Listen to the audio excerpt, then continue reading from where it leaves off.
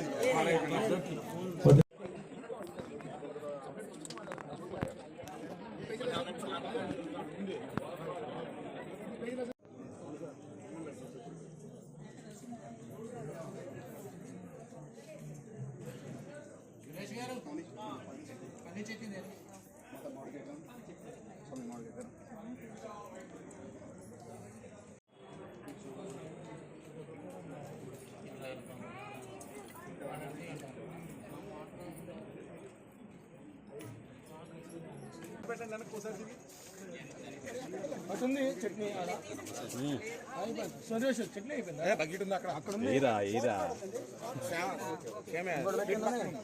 అందుకోసం వద్దండి. అల్లం చట్నీ ఆడుంది ఇంకో